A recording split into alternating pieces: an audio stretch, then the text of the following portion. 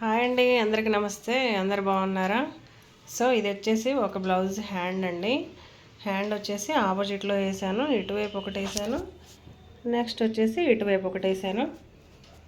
ఇది ఏంటంటారా, దీంట్లో కొత్త ఏముంది వింతేముంది అంటారా?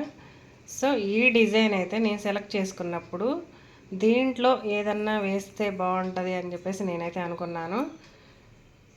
పట్టు చీర వేశానండి. ఫస్ట్ టైం అయితే పట్టు చీర వేశాను. పట్టు చీరలో అంచు అయితే వేశాను.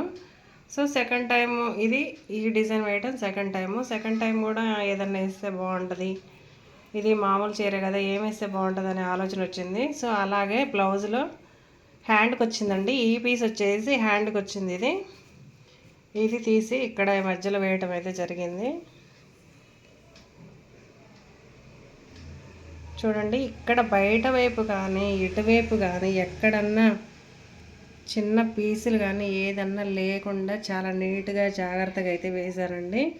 ఇంకా స్టోన్స్ అయితే అతికిచ్చాను, అవి అంతా ఆరిపోయింది, గమ్మంతా ఆరిపోయింది. సో అవి అయితే బాగా మెరుస్తున్నాయి అన్నమాట.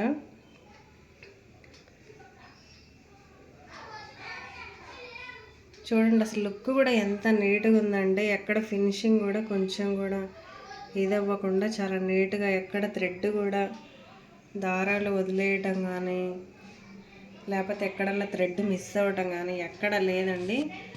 మనం స్టిచ్చెస్ మేనేజ్ చేయడం ప్లస్ చేయడం అంటే ఏంటో కూడా మనకు అన్నీ తెలుసు కాబట్టి నేను అన్నీ అయితే దగ్గరుండి చాలా జాగ్రత్తగా అయితే వేశాను. కింద కూడా కట్ వర్క్ వచ్చింది చూడండి, చాలా నీట్గా ఉంది.